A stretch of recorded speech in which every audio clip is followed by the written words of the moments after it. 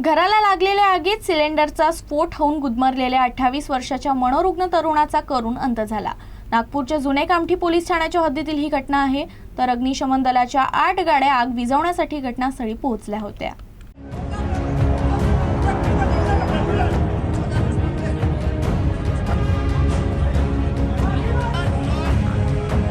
सालों से बात करके सभी से टीम तोड़ रहे हैं।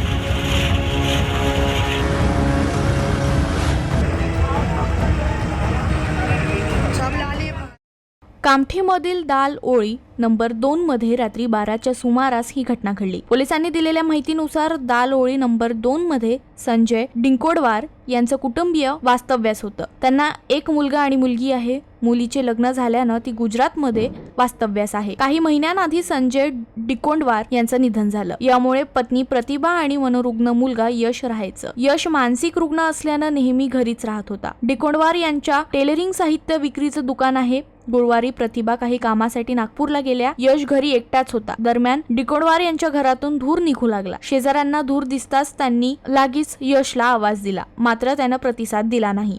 दरम्यान घरात लागलेल्या आगीत सिलेंडरचा स्फोट झाला। यामुळे आणखी अक्राळ विक्राळ रूप धारण केलं। तर इकडे यश वरच्या माळावर असल्यानं त्याचा गुदमरून जागीच मृत्यू झाला। इकडे आगीवर नियंत्रण मिळवण्यासाठी कामठी नगर परिषदेतील अग्निशमन विभागातील 8 गाड्या घटनास्थळी दाखल झाल्या होत्या। तर घरी आग नेमकी कशाने लागली हे कळू शकलं नाही। यश संजय डिकोंडवार याच्या घरामध्ये आग लागलेली आहे आणि तो मुलगा एकटाच घरात आहे। त्यांनी आतून घर लावलेलं आहे आणि असं सुद्धा कळालं की तो मुलगा मानसिक आजारी होता, त्याच्यामुळे तो एकटा होता आणि त्यांनी आतून सर्व दरवाजे वगैरे लावून घेतले होते। त्यानंतर आम्ही तिथे भरपूर प्रयत्न केले, ते दरवाजेचे लॉक तोडायचे, दोन्ही दरवाजेचे लॉक तोडायचे। लोकांनी पण भरपूर प्रयत्न केले, पण ते मोठ्या पहाऱ्याचं म्हणजे लोखंडाचं, मजबूत लोखंडाचं असल्याने ते आम्हाला तोडता आलं नाही आणि लगेच आम्ही फायर ब्रिगेडला सुद्धा कॉल केला। फायर ब्रिगेडच्या गाड्या तिथे आल्या। त्यानंतर काहीशा प्रमाणात आम्ही आगीवर नियंत्रण करून ते दरवाजे तोडले आणि आतमध्ये गेलो आणि फायर ब्रिगेडच्या कर्मचाऱ्यांनी तो जो मुलगा होता यश संजय डिकोंडवार याला बाहेर काढलं। तो अनकॉन्शियस होता, त्यामुळे आम्ही त्याला तात्काळ रुग्णालयात नेलं।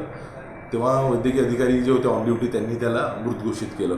त्यानंतर आम्ही पुन्हा त्याचे घर होतं संजय डिकोंडवार, म्हणजे त्या घरी आता फक्त प्रतिभा डिकोंडवार या राहतात। तर त्यांच्या घरामध्ये ड्रेस मटेरियल, ते टेलर असल्याने त्यांच्या घरामध्ये मोठ्या प्रमाणात काय टेलरिंग मटेरियलचं सामान होतं, पण ते सर्व म्हणजे जळल्यासारखं असल्याने ते आग कुठल्याही प्रकारे आटोक्यात येत नव्हती।